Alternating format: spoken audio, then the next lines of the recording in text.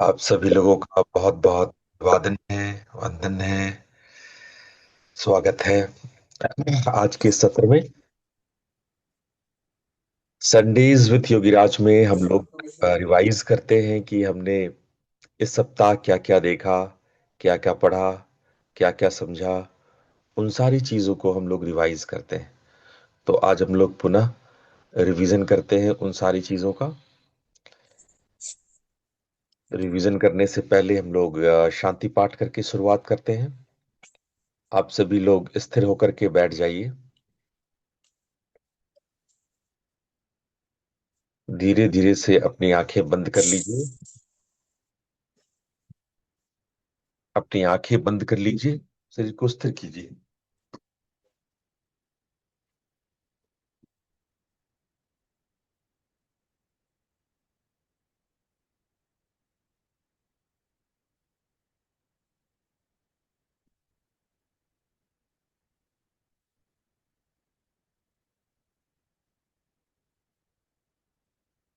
पूरा शरीर बिल्कुल स्थिर, शांत।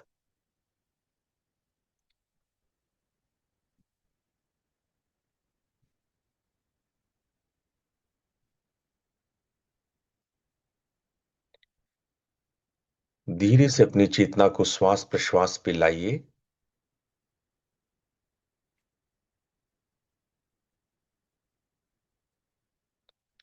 श्वास को नेचुरली वॉच कीजिए। Observe your breath naturally.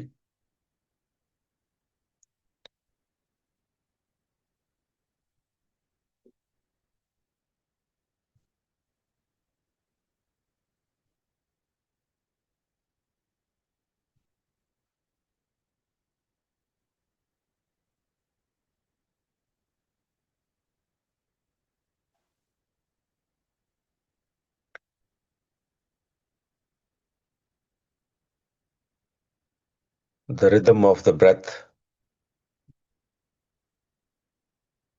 And the breath interval, the pause between the natural pause between the breaths, between inhalation and exhalation। आप स्वाभाविक कुंभक करते हैं। श्वास प्रश्वास के मध्य में सजग बनिए।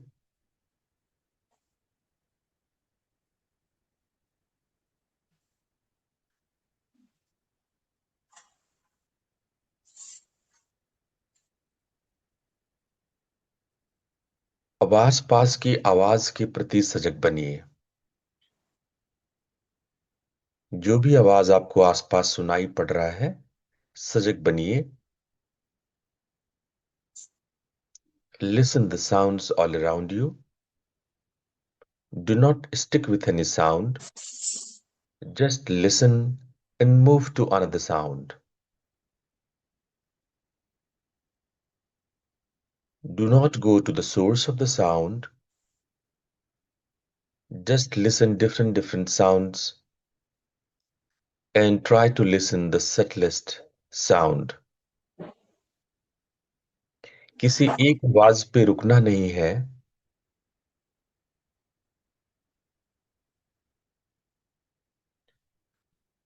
ध्यान दीजिए। अलग अलग आवाजों पे अपनी चेतना को ले जाइए। आवाज के स्रोत तक नहीं जाना है, पहचानना नहीं है। बस अलग अलग आवाजों को सुने। सूक्ष्म से भी सूक्ष्म आवाज को सुने।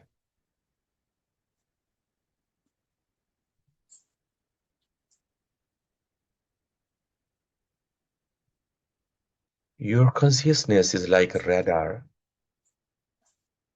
which can observe subtlest vibrations।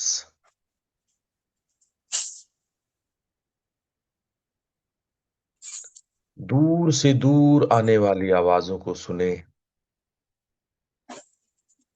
और सूक्ष्म से भी सूक्ष्मतर आवाजों को सुने।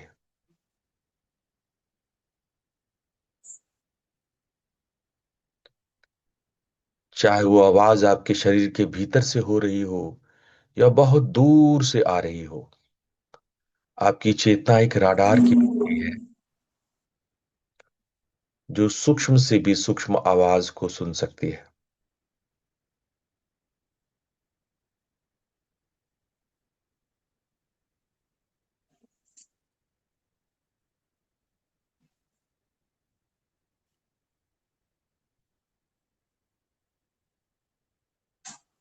जब आप ध्यान से आवाज को सुनते हैं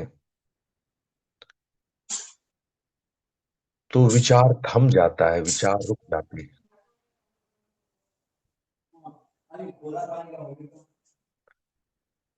विचारहीनता की स्थिति को महसूस करें, जहां कोई विचार नहीं है।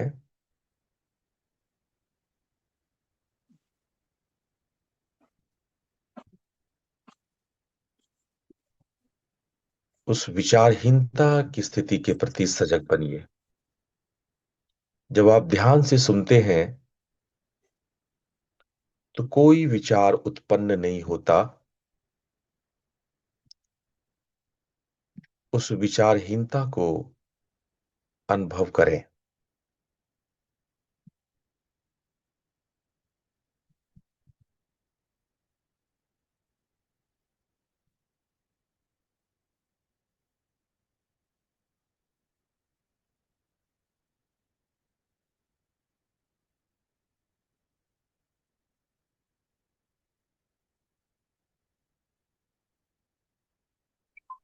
जैसे जैसे आप निर्विचार होंगे, आप सूक्ष्म आवाजों को सुनते जाएंगे।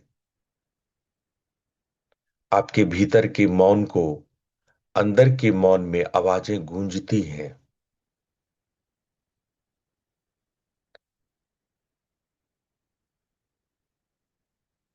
यदि फिर भी विचार आ रहे हैं तो उन्हें लेट इट गो कीजिए, उसे जानने दीजिए, उसे डिलीट कीजिए।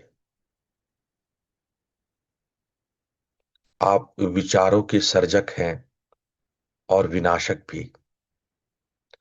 आप चाहें तो विचार उत्पन्न हो, आप चाहें तो वह समाप्त हो जाए। आप नियंता हैं अपने विचारों के।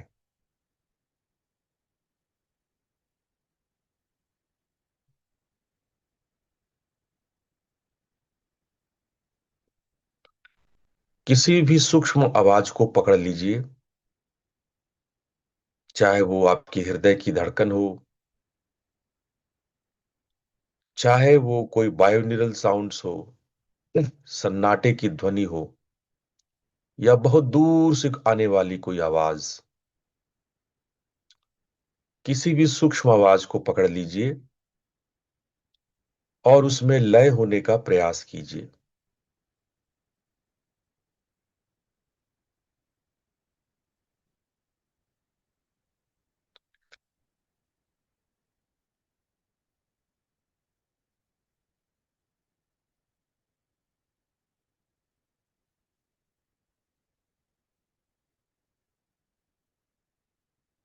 आवाज चाहे ट्रैफिक की हो,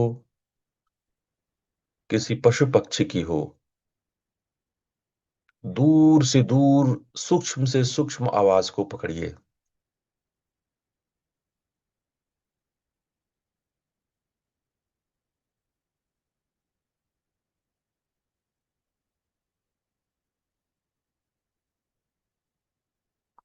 यदि विचार आते हैं तो उसे ऑब्जर्व कीजिए और जाने दीजिए।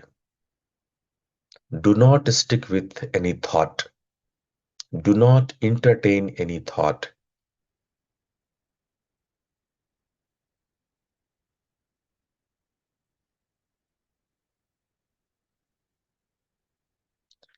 जैसे ही विचार आए उसे चिदाकाश में आने दें और धीरे से उसे डिलीट कर दें। पुनः ध्यान दीजिए आवाजों पर जो आसपास हो रही है, उसमें किसी सूक्ष्म आवाज को पकड़ लें। यदि उससे भी सूक्ष्म कोई आवाज है तो उसे पकड़ ले।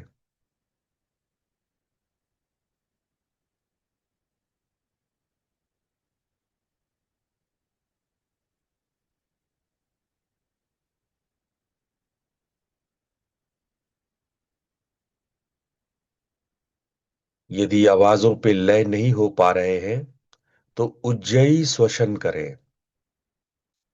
श्वास से आवाज करें। हल्के से एपिग्लोटिस को, अपने गले को हल्के से सिकोड़कर उज्जयी आवाज निकालें, जैसा मैंने सिखाया है। और उज्जयी की आवाज को सुने, उसमें लीन होने का प्रयास करें। जैसे जैसे आप आवाज में लीन होते जाएंगे, आपका मनोलय, मन लय होने लगेगा। आप निर्विचार होने लगेंगे। भीतर अंतर मौन होता जाएगा।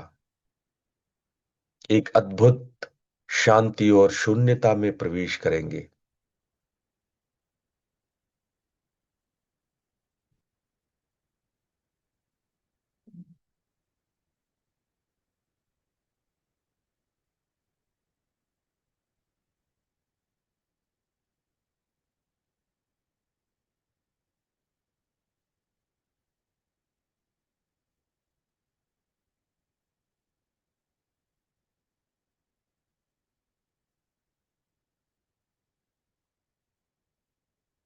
अब हम लोग ओम मंत्र का उच्चारण करेंगे। 3 बार ओम मंत्र का उच्चारण साथ साथ करेंगे, मेरे साथ साथ। और जब ओम मंत्र का उच्चारण करेंगे तो बहुत ध्यान से होने वाले कंपन को अपने शरीर में महसूस करेंगे। दो ओम चैंटिंग के बीच में जो गुंजन है उसको महसूस करेंगे। लंबा और गहरा श्वास लीजिए। ओ।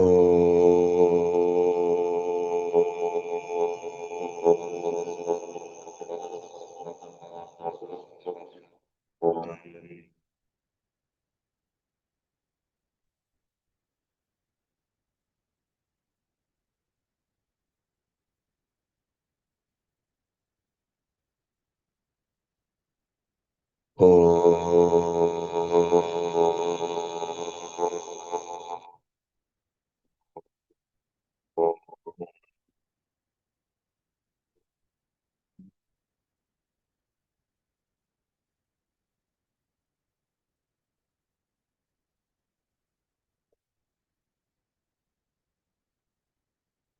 ओ।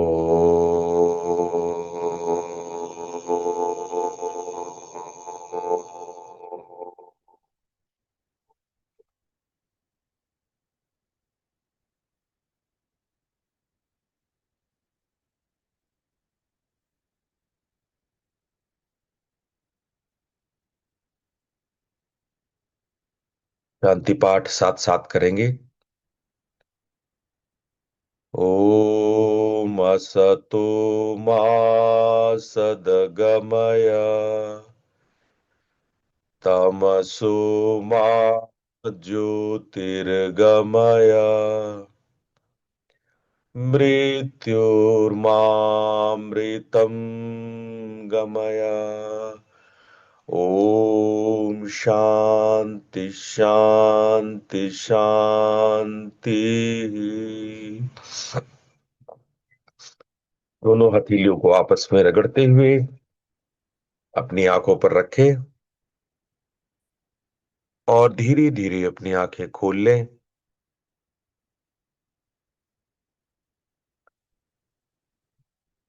अब हम लोग इस सप्ताह क्या क्या अध्ययन किए, मनन किए, उस विषय में हम लोग एक बार सरसरी निगाह से देख लेते हैं।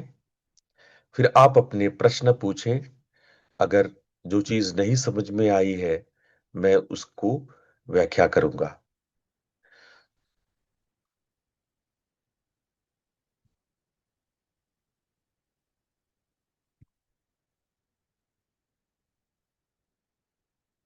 ये सब आपको दिख रहा है सबको? जी। ठीक है। तो कल मैंने आप लोग को माई मल के बारे में बताया था कि कैसे कारण शरीर पर माई मल का आभास होता है, और कारण शरीर की शुद्धि माई मल की शुद्धि से होता है। मैंने बताया था कि शरीर मल है, मल ही शरीर है। और जब आप माई मल से मुक्त होते हैं तो कारण शरीर बिल्कुल विशुद्ध हो जाता है। इस ज्ञान के आवरण को माई मल कहते हैं। दूसरे प्रकार के मल को हमने कल देखा, कार्मिक मल, जो हमारे कर्मों से उत्पन्न होता है। जो हम करते हैं वही भोगते हैं, चाहे इस जन्म में भोगें या अगले जन्म में भोगें, भोगना तो पड़ता है। ये मल कार्मिक मल कहलाता है। और कार्मिक मल आपके सूक्ष्म शरीर, यानी कि मनोमय कोश और विज्ञानमय कोश पर आवृत होता है। उस पर यह मल जमता है, उस पर यह गंदगी जमती है। और आपका सूक्ष्म शरीर कार्मिक मल से आवृत होता है। जहां विज्ञानमय कोश पुराने संचित कर्मों के मल से दूषित होता है, वही मनोमय कोश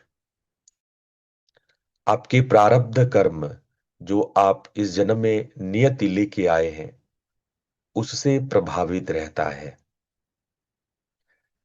उसके पश्चात हम लोग अपने पर्सनालिटी के हिसाब से, जो नर्चर हमें मिला है, जो नेचर प्रारब्ध हमें मिला है, उसके अनुरूप अपना क्रियामान कर्म करते हैं।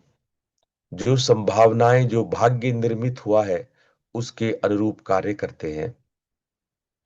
और उसमें नए कर्म भी हम जोड़ते हैं। तो ये सारे कार्मिक मल हमारे सूक्ष्म शरीर में व्याप्त होते हैं। तीसरे प्रकार का मल हमने बताया था आणव मल। आणव मल, जब आप अपने आप को लघु, सीमित या छोटा कर देते हैं, अणु जैसा कर देते हैं, जब आप अपने स्वयं को केवल शरीर मान लेते हैं, जब आपको ऐसा आभास होता है कि आप शरीर हैं, तो ये बंधन का मूल कारण है, जिसे आणव मल कहते हैं।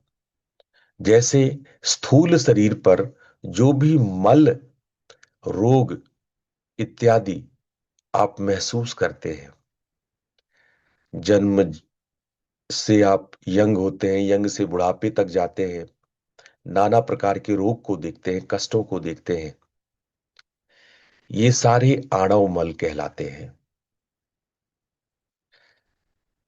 परसों हमने आपको पुनर्जन्म के बारे में बताया था कि चेतना के संक्रमण से कैसे पुनर्जन्म होता है। इस विषय में हमने आपको बताया था।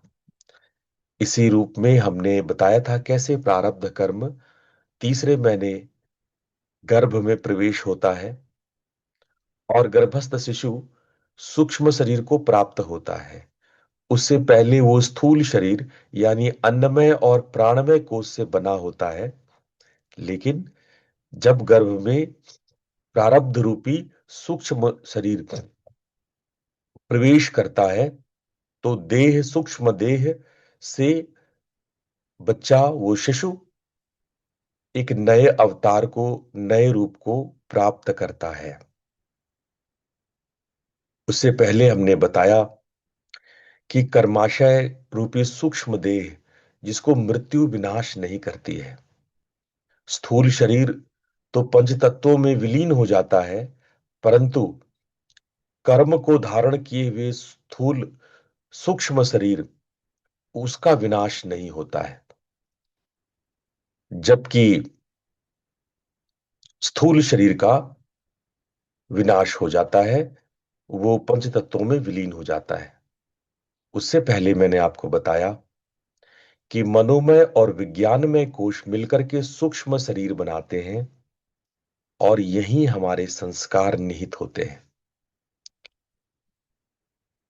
अन्नमय और प्राणमय कोश से स्थूल शरीर बनता है, और ये पंच भूत से ही जन्म होता है, पंचभूत में ही विलीन हो जाता है। हम लोग मातृका रहस्य और मध्यमा नाद के विषय में अध्ययन कर रहे हैं। ये मनोमय कोश का गहरा पाठ है, जिसमें स्थूल और सूक्ष्म शरीर आपने देख लिया। मल आपने कल स्टडी किया हमारे साथ। उपाय हम लोग कल स्टडी करेंगे। 3 प्रकार के उपाय भी होते हैं, वो हम लोग कल देखेंगे। आगे आने वाले दिन में, इस आने वाले सप्ताह में, हम लोग मातृका रहस्य समझेंगे। मातृका, वर्ण और मानसिक संरचना। साथ साथ हम लोग कुछ श्री विद्या मातृका साधना भी करेंगे। पदार्थ, द्वैत सृष्टि और मध्यमा नाद के बीच के संबंध को समझेंगे। और बसंत पंचमी आने से पहले पहले हम लोग गगन और झंझरी द्वीप के बारे में भी समझेंगे। नाद साधना और सविकल्प समाधि को समझेंगे। ये मनोमय कोश का एक गहन स्वरूप है। मनोमय कोश और भी है, मंत्र यंत्र, वो बसंत पंचमी के बाद हम पढ़ाएंगे आप लोग को, मंत्र और यंत्र के विषय में। लेकिन बसंत पंचमी तक हम लोग मातृका रहस्य और मध्यमा नाद के विषय में जानेंगे। उससे पहले हमने आप लोग को बताया था कि समूह में साधना करने से कैसे ऊर्जा का प्रवाह होता है। इसलिए मैं प्रोग्राम्स करता हूं साल में 2 बार, जिसमें सब लोग जुटते हैं और उस ऊर्जा को महसूस करते हैं। आप लोग भी सप्ताह में एक दिन निकालिए, आपस में मिलिए, बैठिए और नाद साधना कीजिए और उस ऊर्जा प्रवाह को महसूस कीजिए।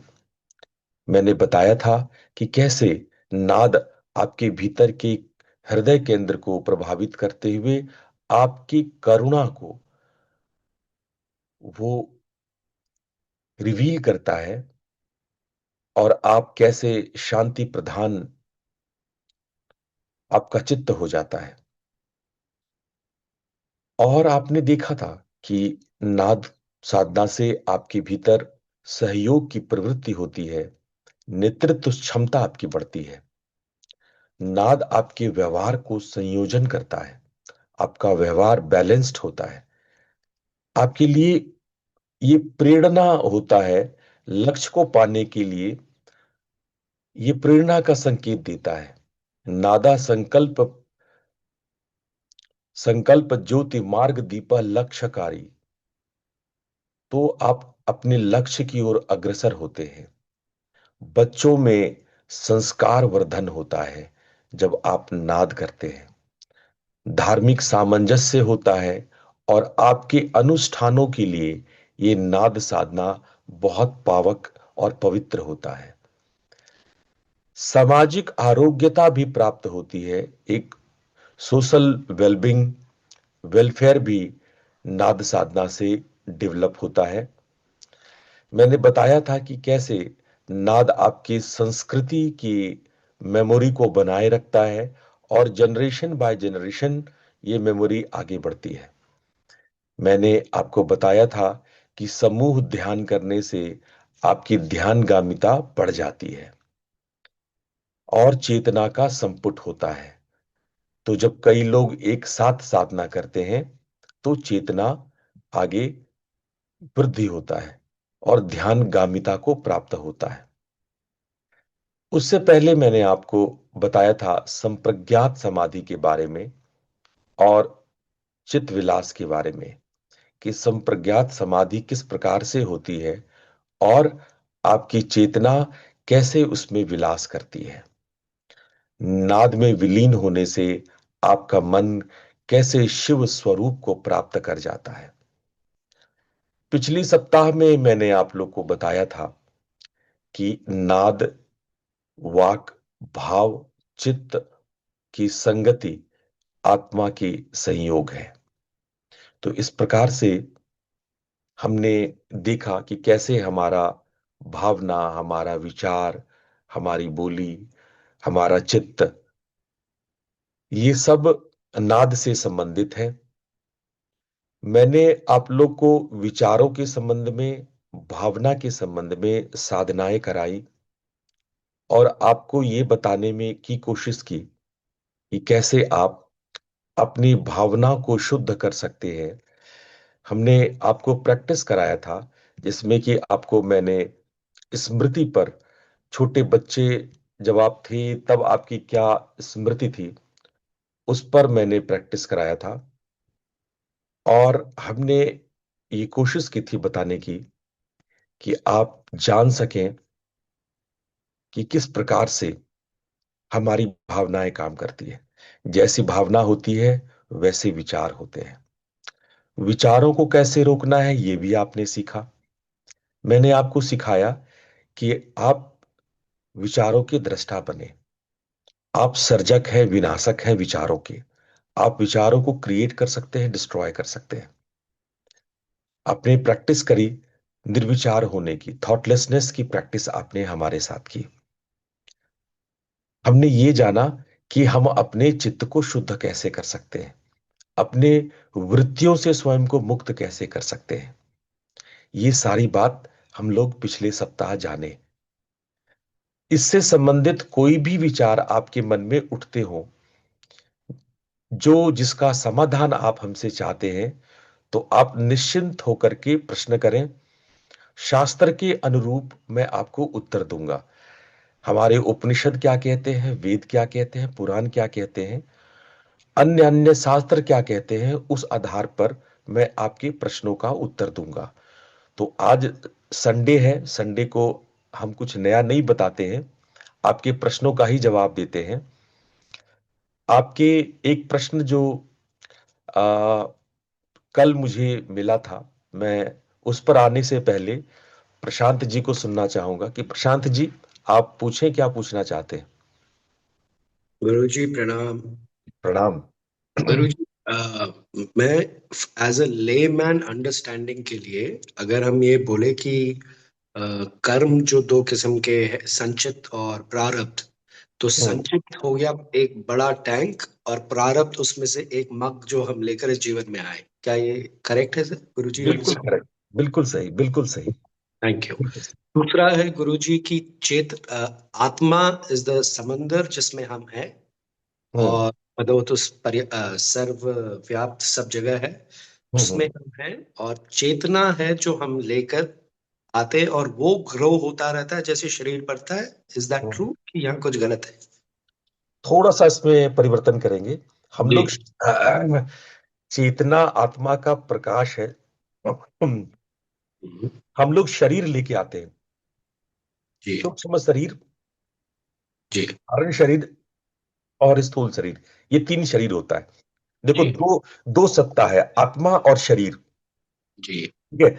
आत्मा को हमको पता नहीं है, लेकिन वो सर्वत्र व्याप्त है, उसी की सत्ता है, वही सही है। लेकिन उस आत्मा का हमें पता नहीं है। दूसरा शरीर है। शरीर तीन प्रकार के होते हैं, स्थूल शरीर, सूक्ष्म शरीर और कारण शरीर। स्थूल शरीर का तो हमें पता होता है, जी। लेकिन सूक्ष्म शरीर जो मनोमय कोश, कार्मिक मल के साथ जो विज्ञानमय कोश है, वो अध्ययन हमने पिछले कई 2-3 सप्ताह से हम लोग कर रहे हैं कि सूक्ष्म शरीर को हम कैसे जाने। ये मन, ये चित्त, ये व्यवहार, ये पर्सनालिटी, ये बुद्धि, ये सब मनोमय कोश का पार्ट है। हमारे संस्कार और जो पीछे जो आपने संचित और प्रारब्ध की व्याख्या की, ये सारे के सारे इसी सूक्ष्म शरीर के अंतर्गत आते हैं। एक और है कारण शरीर। इसका भी हमें कोई पता नहीं होता। इसका पता ही तब चलता है जब आप समाधि में आते हैं, जब आप हायर लेवल ऑफ ध्यान में उतरते हैं ना, ध्यान के समाधियों में उतरते हैं, तब ये तीसरे लेवल ऑफ शरीर का पता चलता है। तो तीन प्रकार के तो शरीर ही हैं, स्थूल शरीर, सूक्ष्म शरीर और कारण शरीर, ये तीनों शरीर आत्मा नहीं है। आत्मा अलग है। आत्मा इन सबसे डिफरेंट है। और आत्मा में ही ये शरीर जन्म लेती है, मर जाती है, जन्म लेती है, मर जाती है। चेतना क्या है? चेतना इस आत्मा का प्रकाश है। आत्मा इस पे प्रकाश डालती है, आत्मा का लाइट इस पे पड़ता है, इसलिए ये शरीर फंक्शनल होता है। यदि चेतना इस पे ना जाए तो शरीर काम ना करे, है ना। चेतना का प्रकाश पड़ता है, या आत्मा का प्रकाश पड़ता है, आत्मा के प्रकाश को चेतना कहते हैं। उसी वजह से ये तीनों शरीर हमारे मरते जीते हैं, आवागमन होता है, जन्म लेते हैं, मरते हैं। क्लियर हो गया? जी गुरुजी, अब एक और सवाल कि हमने ये जाना, आपने इतना ब्यूटीफुली वो कल वो कॉस्मोलॉजी एक्सप्लेन किया कि कैसे सतयुग में ह्यूमन कॉन्शियसनेस का कंडीशन अलग था, फिर उसके बाद बढ़ता गया। अब मेरा सवाल ये है कि ये सब चीजों की रचना तो उन्होंने ही की है, ये कॉस्मिक डांस भी शिव शक्ति मिलकर कर रहे हैं, तो वो हमें क्यों इस ट्रायल और टेस्ट से भेज रहे हैं? उनका ही ये रचा हुआ है कि वो हमारी चेतना को डाउन करते जाए, डाउन करते जाए। तो मेरा ये बहुत सुंदर सवाल, बहुत सुंदर सवाल। ये सवाल सबसे प्राचीनतम सवालों में से एक है, हजारों साल से पूछा गया सवाल है।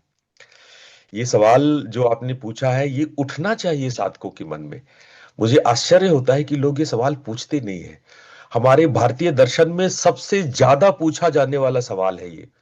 लगभग आपको हर एक मूल दर्शन में, फिलॉसफी में, चाहे वो सांख्य हो, चाहे योग हो, चाहे वेदांत हो, चाहे आपका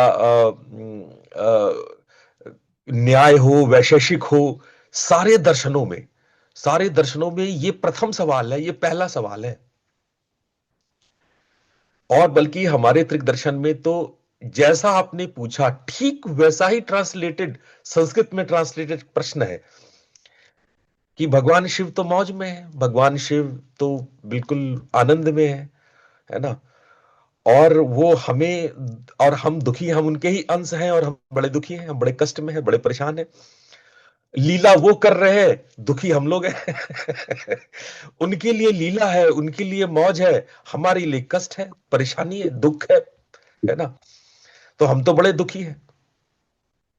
तेरी अंश इतना मैं दुख पा रही हूं, तेरी अंश इतना मैं दुख पा रही हूं, और तुम सुख के लेते हिलोरे।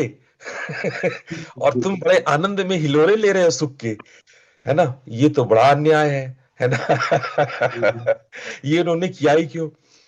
और तो और, पाशुपत दर्शन में तो यहां तक है कि शिव स्वयं को पशु बना लेते हैं।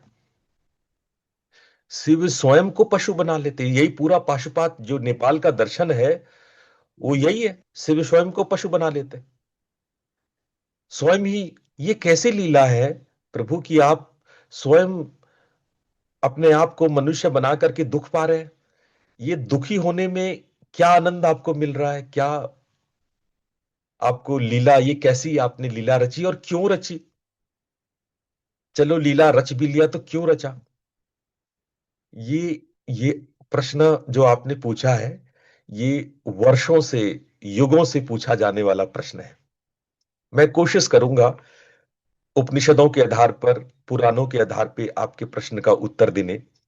ऑल्दो जब तक आपको समाधि में मूल अनुभूति नहीं होगी, आपको तसल्ली नहीं होगी, लेकिन कम से कम आपको तर्क मिलेगा, लॉजिक्स मिलेगा, ये समझ करके मैं आपको उत्तर देता हूं। जैसे एक छोटी बच्ची, 4 साल की छोटी बच्ची अपने गुड्डे गुड़ियों के साथ खेल रही है।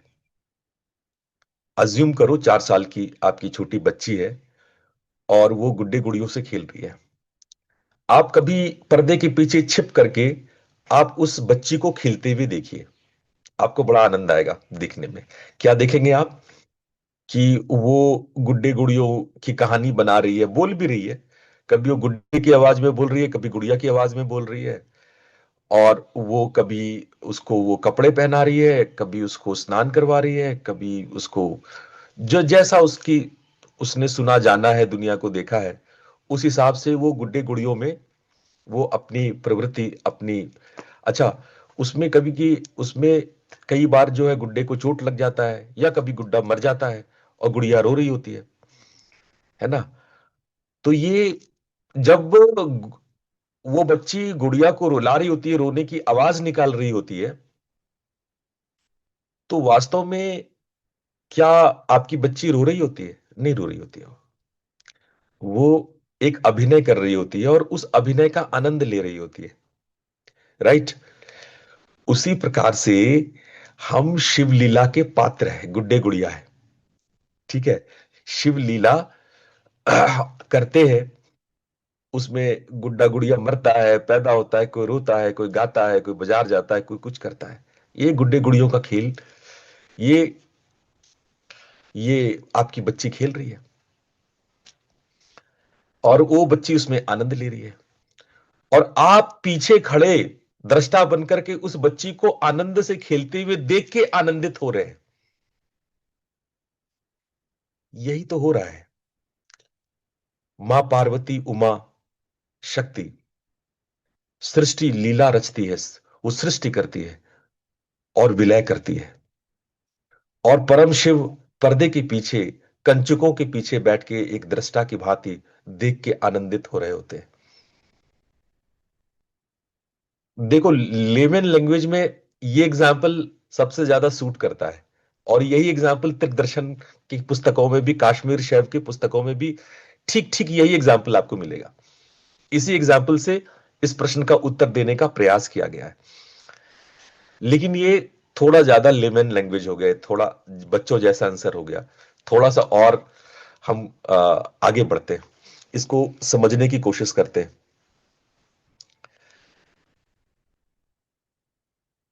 मां उमा जब सृष्टि करती है, या मातृकाओं द्वारा जब सृष्टि का निर्माण होता है, तो सृष्टि से पूर्व शून्य था, कुछ नहीं था, महाशून्य था। सत भी नहीं था, असत भी नहीं था, आकाश भी नहीं था। नासदीय सूत्र में जब आप इसको देखेंगे तो आपको मिलेगा कि कुछ भी नहीं था इससे पहले। तो क्या हुआ? उमा ने, भगवती ने सृष्टि क्यों किया? क्योंकि भगवती को याददाश्त, उनकी स्मृतियों में पिछले उत्पत्ति और प्रलय की स्मृति उनको बनी हुई है। उनको अरबों खरबों कल्पों का स्मृति मां उमा को है। उस स्मृति की वजह से वो ये लीला रचती है। उनके भीतर जो प्रलय और उत्पत्ति की स्मृति रहती है, जब प्रलय होने के बाद सब कुछ का विनाश हो जाता है, पूरी ब्रह्मांड जो है वो ब्लैक होल में सिमट जाते हैं, तब भी मां उमा शक्ति को उस सिमटाव के बाद भी, उस परम तत्व में विलीन होने के बाद भी, अपने शिव के साथ एकाकार होने के बाद भी वो स्मृति शेष रह जाता है। और जब वो स्मृति शेष रहता है, तो वो भगवान शिव के साथ नटराज नृत्य करती हैं, और भावातिरेक में भगवान शिव और शक्ति का नृत्य इस सृष्टि को उत्पन्न कर देता है। ये दूसरा तर्क तंत्र शास्त्र हमें देता है, और ये बात थोड़ी गंभीर है, और ये थोड़ा मानने जैसा है, क्योंकि ये बात तो विज्ञान भी मानता है कि सृष्टि और प्रलय दोनों होता रहता है, expansion and contraction, expansion and contraction, अरबों खरबों साल के लाइट ईयर्स में वो होता है। तो ये तो स्वाभाविक है। लेकिन इससे जो परे सत्ता है, जो इस सृष्टि प्रलय को देख रही है, वो उस याददाश्त को, उस स्मृति को, चूंकि उसके अंदर में है, इसलिए ये बार बार होता है, ये पुनः पुनः होता है। ये बार बार इस सृष्टि का फैलना और उसका सिकुड़ना। कोई चीज बहुत ज्यादा फैल जाता है तो उसके बाद सिकुड़ता ही है, बहुत ज्यादा सिकुड़ता है तो उसके बाद फैलता ही है। तीसरा तर्क है नियमन। नियमन का अर्थ है, ये नियम है। सृष्टि का सिकुड़ना और फैलना। जैसे आप पेंडुलम को एक तरफ से छोड़ेंगे तो वो दूसरी तरफ जाएगा, फिर वापस इस तरफ आएगा, फिर वापस उस तरफ जाएगा। ये दोलन का, पेंडुलम के दोलन का ये नियम है। सृष्टि का उत्पन्न होना और विनाश होना, उत्पन्न होना या विनाश होना, अरबों खरबों साल में, युगों युगों में ऐसा प्रलय होना, फिर से सृष्टि होना, ये नियम है। ये सृष्टि का नियम है। अब जब ये प्रश्न उठता है नियम क्यों है, तो हम लोग कहते हैं कि उमा को, भगवती को स्मृति है इसलिए। लेकिन ये नियम है, ये प्रकृति का नियम है, ये ऋत है, ये होना है, ये होता है। यही नियम है, यही प्रकृति का तटस्थ लक्षण है। कॉन्ट्रैक्शन, आकुंचन और संकुंचन, आकुंचन और संकुचन, फैलाव और संकोच, ये प्रकृति का नियम है। जैसे अग्नि का तटस्थ लक्षण है गर्मी देना, आग देना, प्रकाश देना, उसी प्रकार से प्रकृति का ये नियम है कि ये वो उत्पत्त होगा, उसका विनाश होगा, उसकी सृष्टि होगी, उसका प्रलय होगा। ये उसका नियम है ना। तो वो अपने नियम से चलती है। लेकिन एक मूल प्रश्न जो आपके जहन से जिस वजह से आया है, वो मैं आपको बताता हूं कि बहुत लोग ये प्रश्न पूछते हैं, गुरुजी हम तकलीफ में हैं। चलो आपकी बात मान लिए, साधना वाधना करके समाधि उमाधि लगा के मोक्ष वोक्ष प्राप्त कर लिए, मुक्त मुक्त हो गए, और हम मुक्त हो गए, और हम जो है, हमारा पूरी तरह से सृष्टि से अस्तित्व पूरा खत्म हो गया, हम विलय हो गए परम तत्व में। तो क्या आप हमको दोबारा भेज दोगे?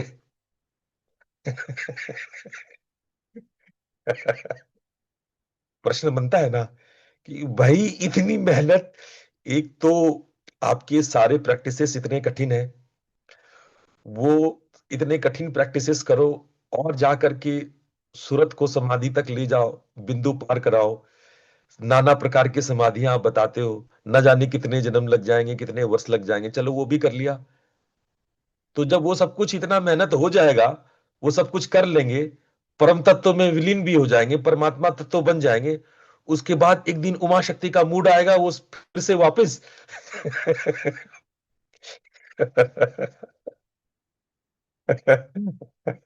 नहीं नहीं, चिंता मत करो, तुम्हारी आत्मा के साथ ऐसा नहीं होगा।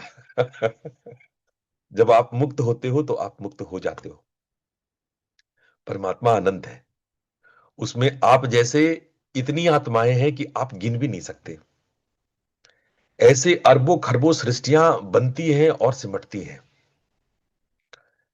आप जब मुक्त होगे तो अनंत काल के लिए परमात्म तत्व में ही विलीन रहोगे, जब तक कि आपके भीतर स्वयं से इच्छा ना हो कि चलो एक बार और मौज ले ले। तब आप स्वेच्छा हो जाता है आपका, आप अनंत अनंत काल तक, अनंत अनंत युग तक परमात्मा में विलीन होते हो। तो घबराओ मत, डरो मत। एक बार मुक्त हो गए तो दोबारा आपको मैं सृष्टि में आने नहीं दूंगा, ये मेरा वादा है आपसे। मैं दोबारा आपको सृष्टि में आने नहीं दूंगा।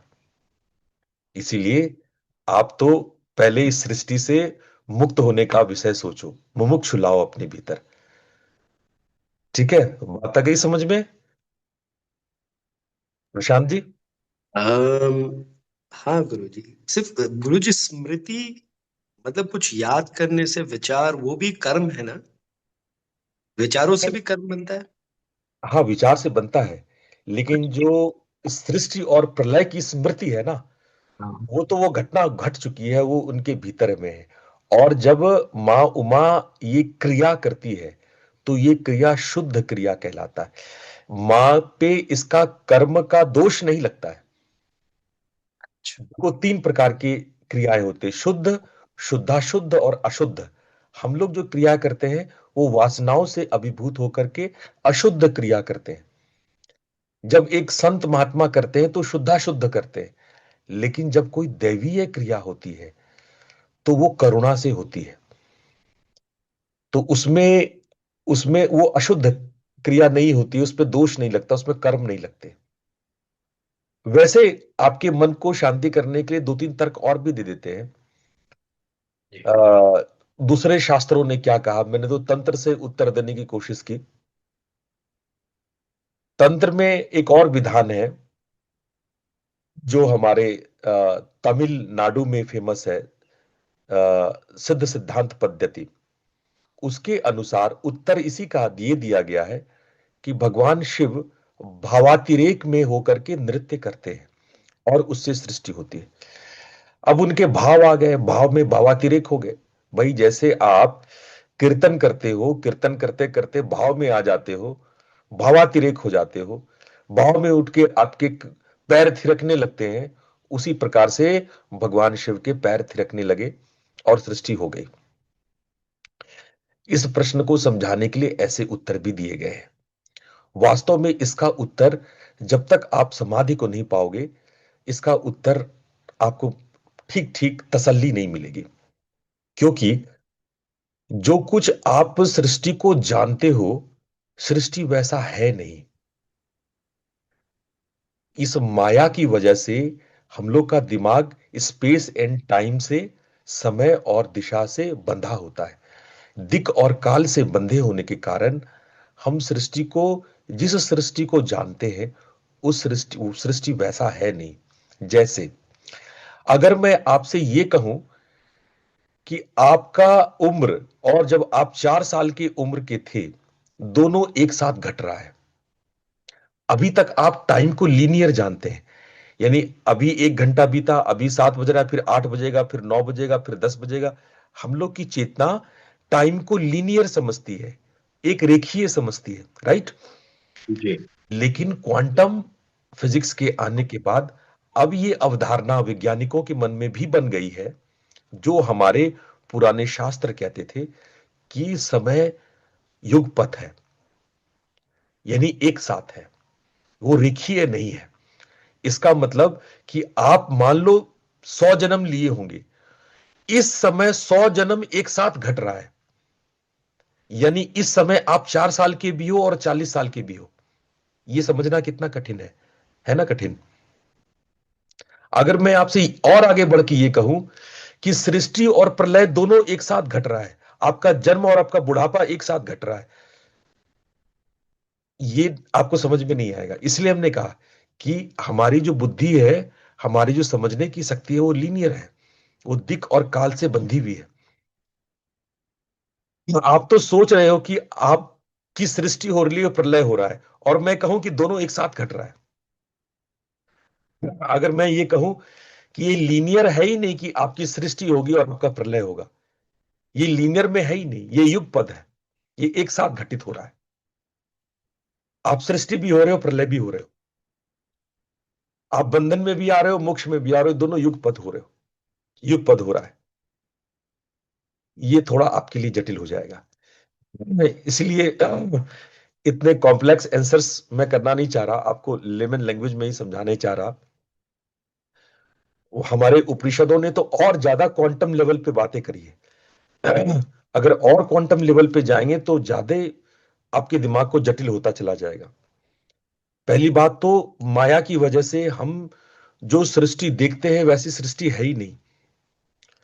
यदि मैं कहूं दिशा है ही नहीं, सूर्य हमारे से चिपका हुआ है, हमारे सूर्य में दूरी ही नहीं है, तो आप कहोगे कि क्या बात कर रहे हो गुरुजी, हम तो बीच में इतना स्पेस देख रहे हैं, लाखों माइल्स की दूरी है।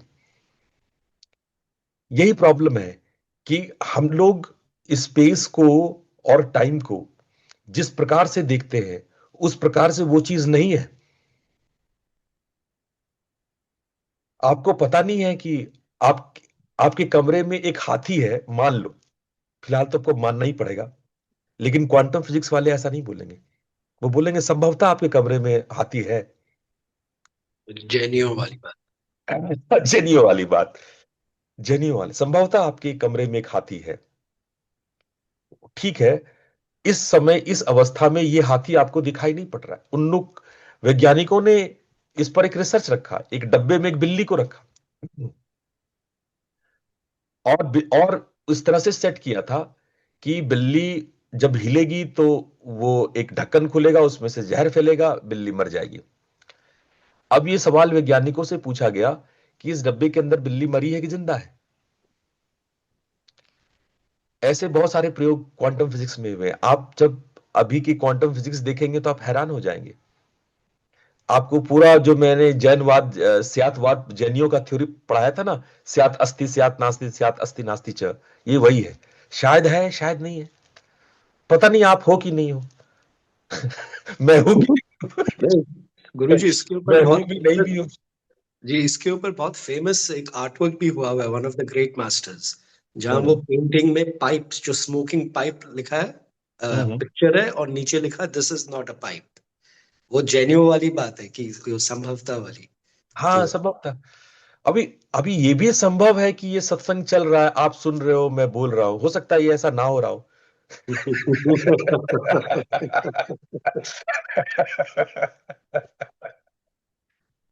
तो सृष्टि को जिस प्रकार से आप देखते हो, जरूरी नहीं है कि सृष्टि इतनी लीनियर है कि आप प्रयास कर रहे हो, आपको कोई चीज प्राप्त हो गया, ऐसा नहीं है। हो सकता है वो प्राप्त है, उसके बाद आप प्रयास कर रहे हो। ये ना, ये सब जो उलटबासियां है, ये सब जो एक क्वांटम फिजिक्स के आने के बाद अब सही में माया को मुझे समझाने के लिए शब्द मिल जाते हैं। हम्म, कई सालों पहले तो मुझे शब्द नहीं मिलते थे कि मैं माया को समझाऊं कैसे। अब तो एटलीस्ट हमको कुछ साइंटिफिक टर्मिनोलॉजी मिल जाती है समझाने के लिए। तो सृष्टि को जो हम जिस प्रकार से देखते हैं, सृष्टि उस प्रकार से नहीं है। इस वजह से हमको बड़े लेमन लैंग्वेज में आके बताना पड़ता है कि अस्फुट और स्फुट यानी संकुचन और फैलाव और संकुचन हो रहा है। मैं तो आप लोग को ये बताऊं, अगर मुझे सत्य बताना होगा तो मैं ये बताऊं कि एक ही साथ फैल भी रहा है, एक ही साथ सिकुड़ भी रहा है। एक ही साथ वो है भी और एक ही साथ वो नहीं भी है। लेकिन ये जब मैं बताऊंगा तो मामला जटिल हो जाएगा। और उपनिषद यही भाषा कह रहा है। उपनिषदों में आप जाएंगे तो इसी भाषा की शब्दावली है कि जो देखने पे भी नहीं देखा जा सकता है, जिसे सुनने पे भी नहीं सुना जा सकता है, जो है लेकिन उसका पता नहीं चलता, जो पता है वो है नहीं। अरे भाई क्या बोल रहे हो। उपनिषद में यही भाषा है। जब सृष्टि और उसके प्रलय की बात, जब सृष्टि पे प्रश्न पूछा जाता है कि सृष्टि हुई क्यों, तो वेदांत कहते हैं कि इच्छा हो गई, एकाकी ना रमते, एक को हम बहुत श्यामी। मन हो गया भाई, हम अकेले नहीं घूम रहे थे, बहुत सारे हो जाए इसलिए बहुत सारे हो गए। अरे यही उत्तर है, वेदांतियों ने यही उत्तर दिया है। मेरे स्टूडेंट्स बड़े हैरान होकर पूछते थे, मेरे विदेशी स्टूडेंट, ये कैसा फिलॉसफी आपके वेदांत ने दिया, एक को हम बहुत श्यामी, हम अकेले हैं बहुत सारे हो जाए और इसलिए सृष्टि हो गई। हाँ, ऐसे उत्तर है आपके वेदों में, इस प्रकार के उत्तर है। परमात्मा ने इच्छा किया कि बहुत सारे हो जाए, हो गए। परमात्मा है, वो इच्छा कर सकते हैं ना। उनकी इच्छा हो गई, अब उन्हें कर लिया इच्छा। अब वो इच्छा करेंगे कि नहीं होगी तो नहीं हो जाएगा, सब वापिस हो जाएगा। अब उनकी इच्छा है। गौड़पादाचार्य कह रहे हैं कि अरे ये सृष्टि सृष्टि कुछ नहीं है, परमात्मा स्वप्न देख रहे हैं, उनके स्वप्न के हम किरदार हैं। स्वप्न देख रहे हैं आपके रूप में। सुचित्रा जी बैठी है, नीला जी बैठी है, अशोक जी बैठे हैं, मेघा जी बैठी है। ये सब ना, ये कुछ है नहीं, वो परमात्मा स्वप्न देख रहे हैं। वो नींद से खुलेंगे सब गायब हो जाएगा। नहीं, ना, स्वप्न बस। हम्म। क्षमा कीजिए गुरुजी, बीच में हाँ बोल रहा हाँ, हूँ। प्रशांत बोले। कह रहा हूँ, ये भी गुरुजी मुझे, I am very sorry to say, मैं इतने बड़े उस बातों के वहां बोल रहा हूँ, मुझे कन्विंसिंग नहीं लगता ये आंसर। हाँ। ये इच्छा, स्वप्न, ये भी तो हमारी ह्यूमन एक्सपीरियंस से ही हम प्रोजेक्ट करके जवाब दे रहे हैं, जो हम सीमित जानते हैं। और अच्छा। ये कोई आंसर ही नहीं हुआ कि उनकी इच्छा हुई तो कर लिए, और कर लिए तो फिर हमें, उनका तो ये इच्छा होना चाहिए, वो माँ है, बाप है, कि हम उनके, हम चाहते हैं उनके उनकी वो मतलब करीब जैसा वो बता रहे हो करने का, फिर वो दूर करने के लिए हमारे में मल डालते हैं, ये करते हैं, वो क्या है, मुझे समझ में नहीं आता गुरु जी ये चीज। ठीक है, इसको अब और ध्यान से समझाते हैं। ये हम लोग की भाषा शैली है। जो मैं ये बात कह रहा हूं, इस तरह से कह रहा हूं कि एकाकी न रमते, एको हम बहुत श्यामी। लेकिन आप गहरे में उतरे तो ये उनकी लीला है। इस लीला भाव को आप समझो। ये हम पर कोई कष्ट थोपा नहीं गया है। बस हम उस कष्ट को कष्ट समझ रहे हैं, यही प्रॉब्लम है। उस मल को हमने आरूढ़ कर लिया, यही प्रॉब्लम है। और इसीलिए हमको आके बताना पड़ रहा है आपको कि भाई ये मल है, ये दुख है, से बाहर निकलो, तुम गलत फंस गए। आप भी शिव हो, हम भी शिव हैं। आप लीला करके पशु बन रहे हो और अपने ऊपर धूल मिट्टी जमा कर लिए, और मैं भी शिव हूं जो आपको साफ कर रहा हूं। ये क्रिया जो सफाई की है, आपका गंदा होना, मेरा साफ करना, ये भी शिव है। शिव का पशु होना, पाश यानी बंधन होना, शिव का साफ करना, उसका पति होना, ये तीनों ही तो शिव की लीला है। आप क्या शिव नहीं हो? आप उनसे अलग हो। आप भी वही हो, मैं भी वही हूं। ये क्रिया भी वही है। ये एक्शन जो हो रहा है आपके निर्मल होने का, वो भी वही है। और मल भी वही है। मल भी वही है। कण कण में भगवान है तो कीचड़ में नहीं होंगे, अशुद्धि में नहीं होंगे, पॉटी में नहीं होंगे, सब में है। भगवान तो हर जगह है, सर्वत्र है, सर्वव्यापी है। ये हमने अच्छा खराब, सुख दुख, लाल पीला, ये हमारी सोच है। ये मायावी सोच है। यही माया तो मैं तोड़ रहा हूं, यही बात तो मैं कह रहा हूं, ये कुछ है नहीं। ये आपके सृष्टि को समझने का ढंग है जो आप माया से ग्रसित हो।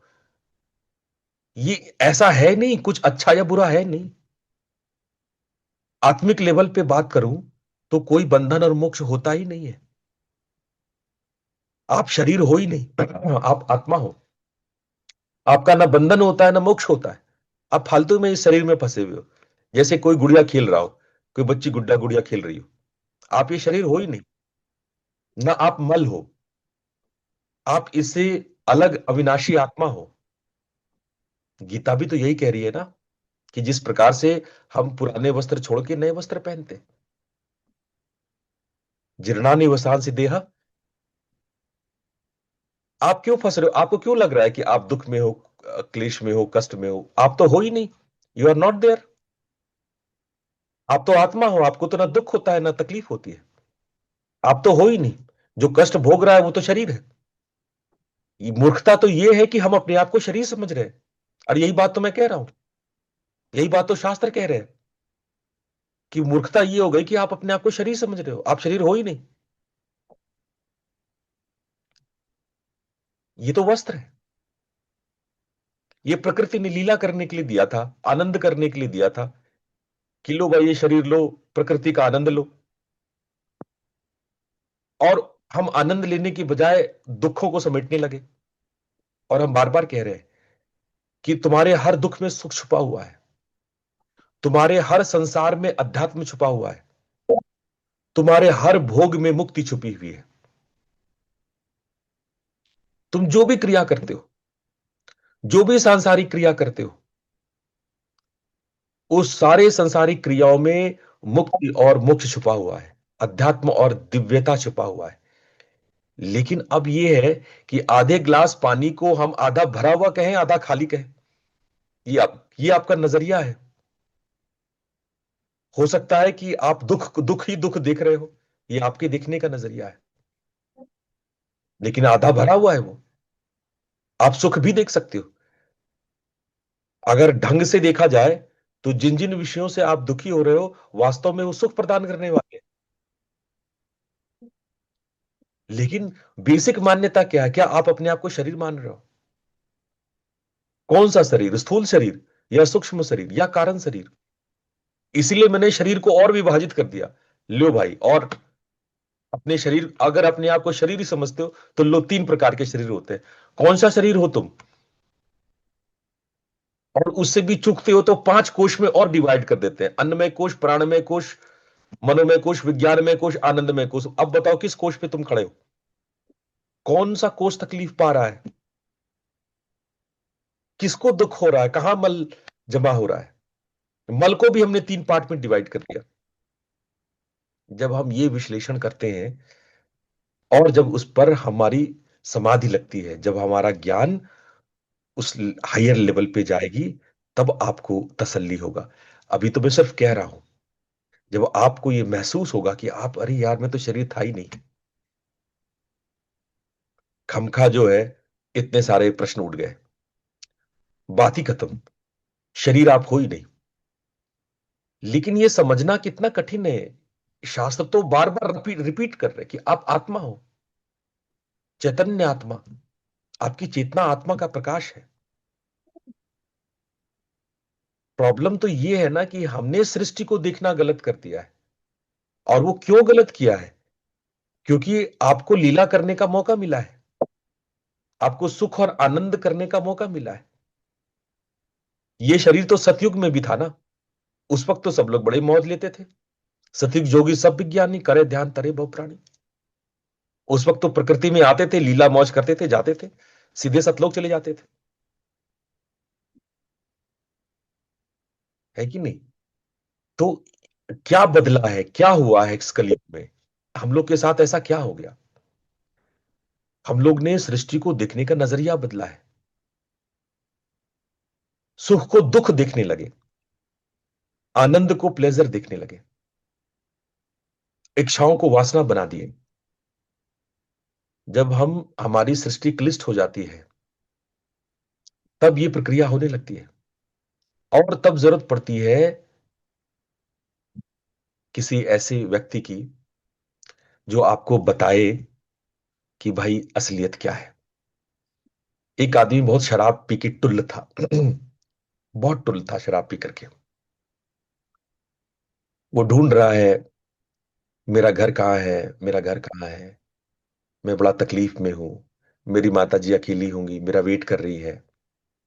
बार बार पूछ रहा है अपने घर का पता। और सब लोग यही कह रहे हैं भाई, सब जानते थे, गांव में सब एक दूसरे को जानते ही है, आ जाओ हमारे घर में सो जाओ।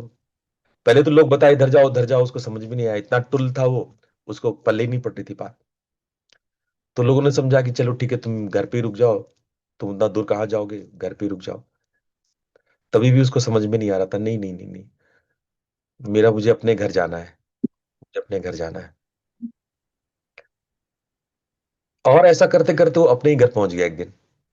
एक बार ऐसा हुआ कि वो अपने घर, तुल था, अपनी मम्मी खड़ी, आंटी जी झूठ मत बोलो यार, मेरे को बहुत आंटियां झूठ बोल चुकी है, मुझे अपने मम्मी के पास जाना है। अरे मैं ही हूँ तुम्हारी मम्मी भाई। अरे आंटी जी बस हो गया ना, मैं बस 15 बार सुन लिया ये बात, मुझे आपके घर में नहीं सोना है, मुझे आपके घर में, मुझे अपने घर जाना है, मेरी मम्मी इंतजार कर रही है। और उसकी मम्मी बार बार बोले, वो बार बार टाले। तो क्या हुआ कि भीड़ जम गया, सारे लोग जम गए वहां पे।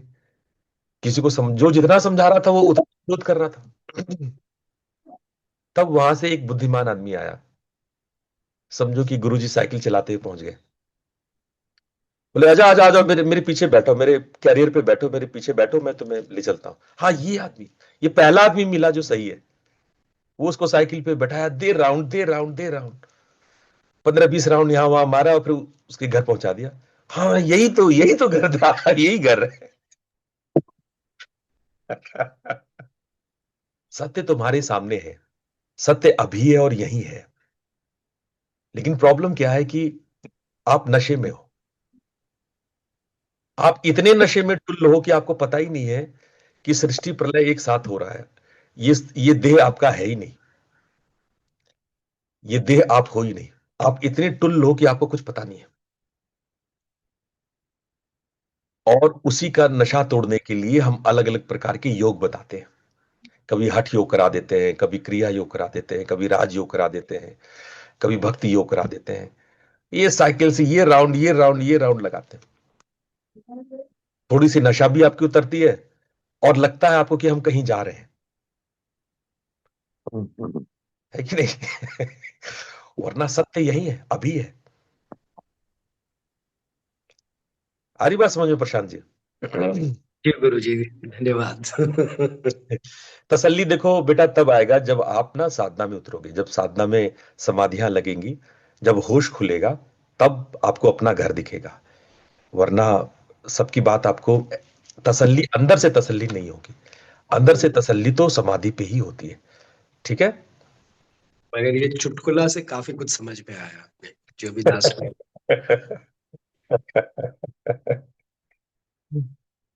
श्रीवास्तव जी, आप कुछ पूछना चाह रहे हैं?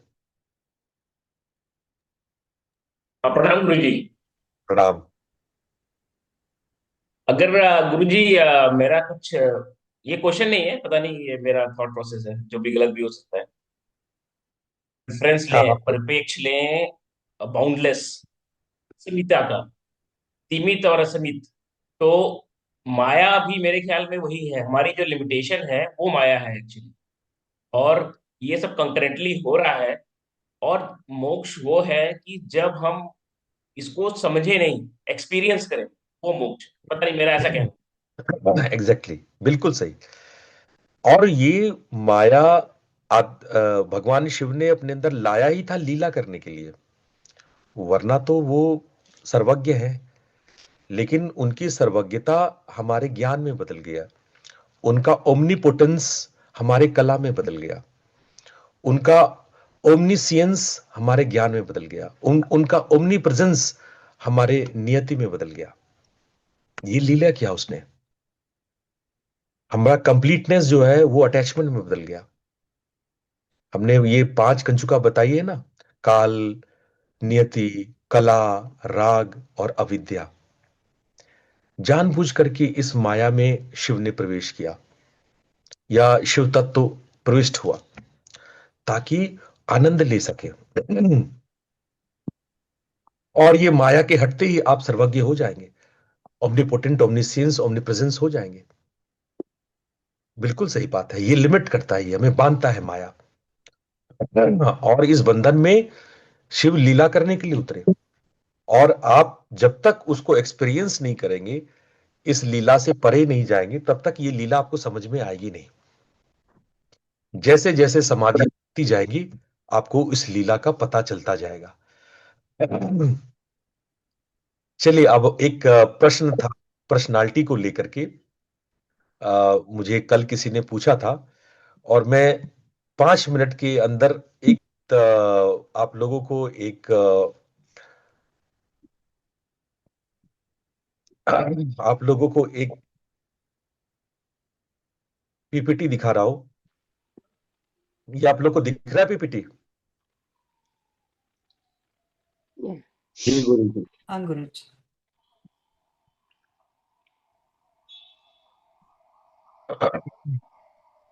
हम्म। सबको दिख रहा है पीपीटी? जी गुरु जी। प्रश्न था कि पर्सनालिटी क्या है। क्योंकि हमने बहुत सारी बातें पर्सनालिटी के संबंध में की थी, तो आपने प्रश्न पूछा कि पर्सनालिटी एक्चुअली क्या है। मनोमय कोश पर्सनालिटी को कैसे उत्पन्न करता है, प्रश्न ये था कि मनोमय कोश से पर्सनालिटी उत्पन्न कैसे होती है। ये बात समझ लो, क्योंकि आने वाले जब हम सत्र में मध्यमा और पश्यंती नाद पढ़ाएंगे, तो इसमें ये बात आप लोगों को समझना होगा कि एग्जैक्टली आप पर्सनालिटी को किस प्रकार, बड़े ध्यान से, बस 5-7 मिनट आप बड़े ध्यान से सुन ले। तो हमारे जितने भी हमारे कैरेक्टरिस्टिक्स हैं, जो कि हमारा किसी एक यूनिक नेचर को बताता है, कि उसका रिएक्शन, उसका इंटरेक्शन, है ना, ये कैसे होता है स्वयं के साथ और दूसरों के साथ, उसको हम पर्सनालिटी कहते हैं। और इसमें आपके सारे जितने भी विचार, सोच, कैसे परसीव करते हो, कैसे आप किसी चीज को निर्णय लेते हो, डिसीजन करते हो, कैसे इन्फ्लुएंस करते हो, ये सारी बातें उसमें होती है कि वो कैसे किसी चीज को देखता है, सोचता है, एक्ट करता है, फील करता है। ठीक है। तो ये पर्सनालिटी होते हैं, और ये आपके बिहेवियर के समुच्चय से बनता है। पर्सनालिटी को मौलिक रूप से तीन चीजें जो हमारा मॉडर्न साइकोलॉजी है वो डिवाइड करता है: हेरिडिटी, इन्वायरमेंट, और कुछ सिचुएशनल होते हैं। ठीक है। तो हम ये हम आप लोग को बहुत साइकोलॉजी में इन नहीं करा रहे, लेकिन पर्सनालिटी बताने के लिए कुछ बेसिक्स बताने होंगे, इसलिए मैं बता रहा हूं। और बेसिक रूप से ये जो ट्रेट होते हैं, इंट्रोवर्ट वर्सेस एक्सट्रोवर्ट, ये 5 तरह के ट्रेट्स, 4 तरह के ट्रेट्स हैं, कि हम लोग एक्सट्रोवर्ट है या तो इंट्रोवर्ट है, हमारी पर्सनालिटी सेंसिटिव है या इंट्यूटिव है, थिंकिंग है या फीलिंग पे है, जजिंग है या परसीविंग है। ये ये जो चार मुद्दे हैं, ये कहीं ना कहीं हमारे भीतर के पर्सनालिटी को तय करता है कि हमारी पर्सनालिटी किस लेवल पे और क्या है, और हम कैसे अपनी मनो अभिव्यक्ति को, हमारे मन में होने वाली चीजों को, विचारों को, भावनाओं को हम किस प्रकार से हम अभिव्यक्त करते हैं। इसी को अगर हम एक्सपांड करें तो मेयर और ब्रिज नाम के मनोवैज्ञानिकों ने 16 प्रकार के जो प्राइमरी ट्रेट्स डेवलप किया था। ये 16 प्रकार के ट्रेट्स डेवलप किए गए जो अभी भी मॉडर्न साइकोलॉजी इस बात को मानती है।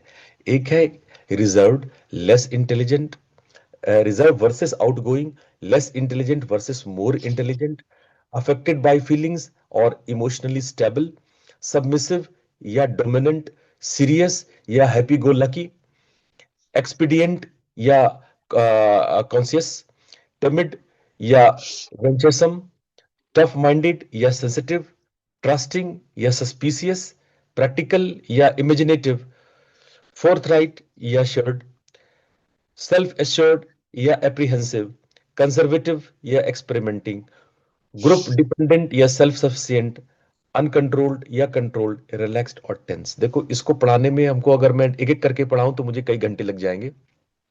ये साइकोलॉजी का, पर्सनालिटी का बेस सब्जेक्ट है।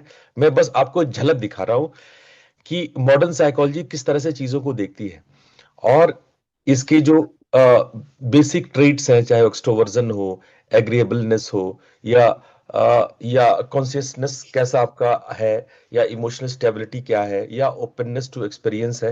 ये 5 बेसिक ट्रेट्स हमारे माने जाते हैं मॉडर्न साइकोलॉजी के हिसाब से। और इस पांचों ट्रेट को समझाने के लिए 5 थ्योरीज है, सॉरी 4 थ्योरीज है। Trade theory, psychodynamic theory, humanistic theory और इंटीग्रेटिव अप्रोच। ये पूरा हमने ओवरऑल मॉडर्न साइकोलॉजी के हिसाब से मैंने आप लोग को पर्सनालिटी बता दी। अब मैं आप लोगों को अगर ठीक ठीक से इन 16 पार्ट को, इन 16 चीजों को कैसे हम समझें सरल भाषा में, तो मैंने ये पीपीटी बनाई है कि इन 16 चीजों को आप सरल टर्म में कैसे समझ सकते हैं। जैसे इन 16 को 4 भाग में विभाजित किया जा सकता है: analyst, diplomats and sentinels and explorers. Analyst में कौन होते हैं? आर्किटेक्ट होते हैं, लॉजिशियन होते हैं, कमांडर होते हैं और डिबेटर होते हैं। ये एनालिस्ट लोग होते हैं, दे आर एनालिस्ट। अब आप देखो कि आप कहां पढ़ते हो, इसमें कहां आते हो। इन 16 पर्सनालिटी में आपकी पर्सनालिटी कौन सी है, ये आप देखना। क्या आप डिप्लोमेट हो? डिप्लोमेट में कौन कौन आते हैं? एडवोकेट्स होते हैं, जो मेडिएटर्स होते हैं, जो प्रोटागोनिस्ट होते हैं, जो कैंपेनर होते हैं। या आप सेंटिनल्स हो? सेंटिनल्स में कौन आते हैं? लॉजिस्टिशियंस आते हैं, डिफेंडर्स आते हैं, एग्जीक्यूटिव्स आते हैं, एंड काउंसिल्स आते हैं। या फिर आप एक्सप्लोरर हो, आप ना वर्टुओसो हो, या एडवेंचरर हो, या इंटरप्रेन्योर हो, या फिर इंटरटेनर हो। इंटरटेनर हो या इंटरप्रेन्योर हो, ये सब एक्सप्लोरर्स में आते हैं। ठीक है। अब हम आते हैं हमारे वैदिक कल्चर के हिसाब से, सनातन धर्म के हिसाब से इसको 3 पार्ट में डिवाइड किया। जैसे कि मॉडर्न ने 4 पार्ट में डिवाइड किया, इस तरह से हमारे यहाँ इसको 3 पार्ट में डिवाइड किया गया: तामसिक, राजसिक और सात्विक। राइट। और इसका एक्सप्लेनेशन आपको भूत विद्या में मिल जाएगा। तो अगर हम कंपेयर करेंगे मॉडर्न थियरीज को भूत विद्या से और मॉडर्न साइकोलॉजी से, तो भूत विद्या बेस्ड है हमारे गुणों पे, सात्विक, राजसिक, तामसिक, 5 तत्वों पे, है ना, क्षिति, जल, पावक, गगन, समीरा, है ना। जबकि मॉडर्न साइकोलॉजी है वो बेस्ड है आपकी बिहेवियरल ट्रेट्स पे और साइको एनालिसिस पे। हमने देखा है कि चूंकि ये आपके अस्तित्व से संबंधित बातें हैं, आपकी पर्सनालिटी, इसलिए मोर एक्यूरेसी होती है। और मॉडर्न साइकोलॉजी खुद कहता है कि किसी की पर्सनालिटी को जान पाना लगभग असंभव है, इसलिए वो लेस एक्यूरेट है। जबकि हमारी भूत विद्या कहती है कि एक पर्सनालिटी दूसरे पर्सनालिटी में चेंज हो सकता है, अपने पर्सनालिटी को ट्रांसफॉर्म कर सकते हैं, सब्लिमेट कर सकते हैं, अपने व्यक्तित्व को बदल सकते हैं। लेकिन ट्रांसफॉर्मेशन और सब्लिमेशन मॉडर्न साइकोलॉजी के हिसाब से पॉसिबल ही नहीं है। अगर आप दुष्चरित्र हो तो हमेशा दुष्चरित्र ही रहोगे। आप कभी भी सच्चरित्र नहीं हो सकोगे। आप सद्गुण है तो आप सद्गुण ही रहोगे, आप कभी भी दुर्गुणी नहीं हो सकते हो। ये बहुत बड़ा मतभेद है मॉडर्न थ्योरीज में और हमारे भूत विद्या में। ठीक है, भूत विद्या से कुछ और मर्त मतलब मत निकाल लेना। भूत का मतलब होता है साइकी, साइकी और विद्या का मतलब नॉलेज। तो भूत विद्या का टर्म है साइकोलॉजी। ठीक है, डो नॉट उसमें कंफ्यूज मत करो। अब हमने बताया कि तीन प्रकार के साइकोलॉजी हमारे वैदिक हिसाब से होते हैं। उसमें जो पहला आता है वो सात्विक पर्सनालिटी है। सात्विक पर्सनालिटी कौन सी होती है? ब्रह्मा की, अर्श की, इंद्र, यम्य, वारुण्य, कौबेर और गांधर्व। यानी आप इसको थोड़ा थोड़ा देखें कि ये सुनने में देवताओं के नाम लग रहे हैं, ब्रह्मा, अर्श, इंद्र, यम, वरुण, कुबेर और गंधर्व। ये 7 प्रकार की पर्सनालिटी सात्विक पर्सनालिटी कहलाती है। थोड़ा थोड़ा जल्दी जल्दी से इसको देखते हैं। ब्रह्मा पर्सनालिटी क्या होती है? जो एकदम ऋषि, अत्यंत, जो आदमी परम गुरु हो, परम परम गुरु, एकदम अल्टीमेट पर्सनालिटी, जिसको कहते हैं जगत गुरु, परम गुरु, है ना, शंकराचार्य टाइप। ये प्योर है, अल्टीमेट है। ये इनके पास कोई पैशन नहीं है, फ्री फ्रॉम ऑल पैशन है, कोई एनवी नहीं है। ठीक है, ये सभी क्रिएचर के लिए बराबर है, इनके लिए चींटी, कुत्ता, हाथी, बिल्ली, इंसान सब बराबर है। ठीक है, और ये अपने सारे ह्यूमन एबिलिटीज और पॉसिबिलिटीज को सारे पोटेंशियल को जागृत कर चुके हैं। और इसीलिए ऐसे व्यक्ति को क्रिएटर कहा जाता है ना। ये क्रिएटर है, सर्जक है। अर्श, ये संत लोग हैं जो जीवन में सेक्रीफाइसेस, त्याग करते हैं ह्यूमैनिटी के लिए, इंसानियत के लिए अपना जीवन दान करते हैं। ये बड़े खोजी रिसर्चर होते हैं। इनके अंदर में विजडम है, ज्ञान है, सेलिबेसी है ना, ब्रह्मचर्य है। और ये अच्छे तर्क वितर्क कर सकते हैं, अच्छा डिबेट कर सकते हैं। ये बहुत इंटेलिजेंट होते हैं। इनका दिमाग बहुत खुला हुआ होता है, डायनेमिक होता है, ये हर डायमेंशन से सोच सकते हैं। और ऐसे ही लोग गुरु, मेंटर या स्पिरिचुअल गाइड होते हैं। इसके बाद आता है इंद्र पर्सनालिटी। इंद्र पर्सनालिटी क्या होता है? ये लीडर होते हैं, ये नेतृत्व करते हैं, ये चंद्रगुप्त मौर्य होते हैं, ये ब्रेव होते हैं, ये लीडर होते हैं, ये कमांडर होते हैं, ये डिफेंडर होते हैं। ये ये अपने नेतृत्व क्षमता से अपने साथ प्रोस्पेरिटी को ले आते हैं। ये समृद्ध होते हैं, संभ्रांत होते हैं। ये इंटरटेनमेंट को एंजॉय करते हैं और ये कभी नीचे उतरना नहीं चाहते। इसीलिए ये थोड़ा इनके अंदर सात्विक अहंकार होता है। और ये राजा कहलाते हैं, किंग ऑफ डेटीज, इंद्र कहलाते हैं। ऐसे लोग ज्यादातर समाज में राजा होते हैं, बड़े बड़े उद्योगपति, टाटा बिरला टाइप का, ये इस टाइप के लोग होते हैं। ये अपने अंदर इन सारी चीजों को बना के रखते हैं। दूसरा पर्सनालिटी होता है यम पर्सनालिटी। ये बड़े बोल्ड और डायनेमिक नेचर के होते हैं। ये वॉरियर भी होते हैं और थोड़े एडवेंचरस भी होते हैं। इनको अटैचमेंट नहीं रोक पाता है, ये फ्री फ्रॉम अटैचमेंट होते हैं। हाँ, ऑल्दो ये एडवोकेट होते हैं, ये जज होते हैं, इनमें जजमेंटल पावर होता है, ये लॉजिशियन होते हैं, ये निर्णय बहुत शानदार लेते हैं, इनके निर्णय मान्य होते हैं, समाज इनका निर्णय मानती है। और ये गॉड ऑफ डेथ कहलाते हैं, मृत्यु के देवता कहलाते हैं। वरुण, वरुण एक ऐसे देवता है जो सबसे जेंटल, स्मार्ट, हैंडसम, गजब का पर्सनालिटी, इससे लोग आकर्षित होते हैं। ये बहुत साफ सुथरा, स्वस्थ, आप इसको देख करके ऐसे पर्सनालिटी को खुश हो जाएंगे, एकदम प्योर, ब्रेव, ट्रेडिशनल। लेकिन ये प्रोटैगोनिस्ट होते हैं, मीडिएटर होते हैं, दो झगड़ों के बीच में जाके सुलझा देते हैं, काउंसिल होते हैं, वो एडजस्ट एंड एकोमोडेट करते हैं सिचुएशन के साथ। और ये गॉड ऑफ वाटर कहलाते हैं, पानी के देवता कहलाते हैं। इसके अलावा कुछ लोग कुबेर होते हैं, धनपति होते हैं, अरबों खरबों की जायदाद, इफरात। इनके इनके यहाँ अगर इनकम टैक्स रेड मारे तो खूब पैसे धमाधम निकले, है ना। ये कुबेरपति लोग होते हैं जो लग्जरीज में रहते हैं, प्लेजर में रहते हैं। विजय माल्या को देख लो, है ना, क्या विजय माल्या एकदम कुबेर पर्सनालिटी है, एकदम लग्जरीज में, प्लेजर में, रिक्रिएशन में। और इनके अंदर लेकिन इंटरप्रेन्योरशिप रहती है। ये बड़े अच्छे बिजनेसमैन होते हैं, है ना। ये एग्जीक्यूटिव बड़े अच्छे होते हैं, है ना। बिजनेस और मनी माइंडेड होते हैं, इनको हर जगह व्यापार दिख जाता है, हर जगह इनको गणित दिख जाता है, अच्छा इसको यहाँ उसको वहां, ऐसे वैसे। कैंपेनर होते हैं और ये गॉड ऑफ वेल्थ कहलाते हैं, ये धन के देवता कहलाते हैं। इसके अलावा एक विचित्र पर्सनालिटी होती है, जो सातवीं पर्सनालिटी है, इसको गंधर्व पर्सनालिटी कहते हैं। गंधर्व लोग जो है ना, गीत गाने वाने के लिए बड़े फेमस है। ऐसे लोग जो है ना, म्यूजिक में, डांसिंग में, ये पर्सनालिटी लोगों को समझ में नहीं आती है, ये क्या है ये गाने, जिंदगी गीत है, संगीत है ये। अगर रास्ता चलते भी रहेंगे तो गीत गाते हुए, मैंने देखा है बहुत लोग साइकिल चला रहे हैं, स्कूटी चला रहे हैं, गाते वो गाते हुए चल रहे हैं। वो घर घुस रहे हैं तो वो नॉक करने की जरूरत नहीं है, वो घंटी बजाने की जरूरत नहीं, तो एक आलाप दे देते हैं, आ, तो जो है दरवाजा खुलने वाले भी कहते हैं आइए।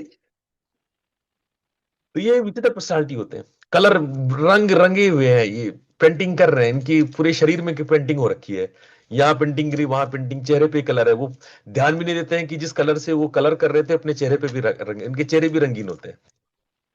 तो ये विचित्र प्रकार के लोग होते हैं, इसको गंधर्व पर्सनालिटी कहते हैं। आर्टिस्ट होते हैं, इंटरटेनर होते हैं, है ना ये। अच्छा, ये केवल ऐसे मत समझो कि ये कलाकार लोग ही है। हमारे जो आर्किटेक्ट है, जो कुछ चीज डिजाइन करते हैं, ग्राफिक डिजाइनर जो होते हैं, ये सब भी इसी कैटेगरी में आते हैं। आपके अंदर कला है, कुछ विचित्रता है, कुछ कुछ ऐसी चीज है जो अलग है, कुछ अलग आप दिखाते, कुछ आप में विशिष्ट विशिष्टता है, कुछ कला है, समझ पा रहे हो ना। आज बहुत लंबा इस पे नहीं जाएंगे, मैं शॉर्ट में ही समझा रहा हूं, ठीक है।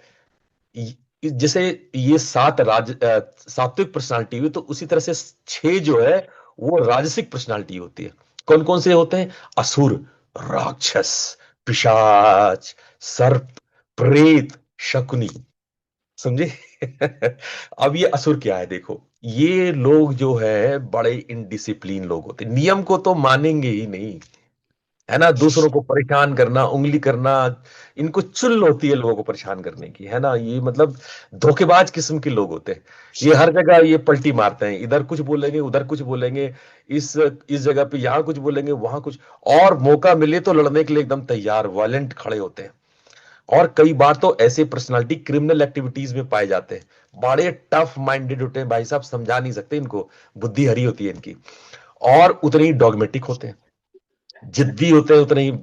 और ईगोमेनिक, नहीं मैंने जो कहा वही सही, चाहे दुनिया गलत, मैंने जो कहा और मेरी ही बातें हो, ऐसे लोग असुर असुरों से अलग एक और क्वालिटी होती है, पर्सनालिटी होती है राक्षसों की, है ना। देखने में ऐसे आप लोग ना दिखे, लेकिन आपके अंदर कहीं ना कहीं, सबके अंदर कुछ ना कुछ राक्षस वाली गुण होते हैं। आप पहचानिए उन गुणों को। जब आप इनटॉलरेंस होते हैं, आपको, आप बर्दाश्त नहीं कर पाते हैं, है ना। मम्मी क्या रोज की रोज खिचड़ी बना देते हो, मैं नहीं खाऊंगा खिचड़ी, फेंक दिया आपने थाली। आप इनटॉलरेट हो जाते हो, कई बात तो एरोगेंट हो जाते हो भाई, किसी बात पे, छोटी सी बात आप चढ़ गए, बिल्कुल एरोगेंट चढ़ गए सर पे। भाई बहनों के झगड़ों में देखो, एक राक्षस और दूसरा असुर दिखाई पड़ेगा। तो ओवर ईटिंग, अभी तो ये इतना फैशन है खाने की, इतनी सारी वैरायटी। इस पृथ्वी पर कभी इतनी वैरायटी के खाने नहीं बने, आज की डेट में जितनी वैरायटी है इस पृथ्वी पर, वैरायटी कभी नहीं बना। खाए जा रहे हैं लोग, खाए जा रहे हैं। ओवर ईटिंग, मोटापा बीमारी हो गई है अब, इट्स अ डिसीज। लोग अब इलाज करा रहे हैं, किस लिए? कि वो मोटे हो गए। अगर ये बात आपने 100 साल पहले कही होती तो लोग हंसते कि क्या बात करते हो, ये कोई बीमारी है? आज एक बड़ी बीमारी है मोटापा। लोग खाए जा रहे हैं, खाए जा रहे हैं। खाई जाओ, खाई जाओ, यूनाइटेड के गुण गाए जाओ, है ना। इस चरित्र के लोग बड़े अनक्लीन होते हैं, बड़े अनक्लीन, मतलब साफ सुथरा पसंद नहीं करते हैं, नहाना पसंद नहीं करेंगे। मुझे अभी हाल फिलहाल में किसी ने कहा कि भारत सरकार ने ये कानून पास किया है कि ठंडे के दिन में बाथरूम को देख लेना, पानी को दूर से देखना भी नहाना माना जाएगा, स्नान करना माना जाएगा।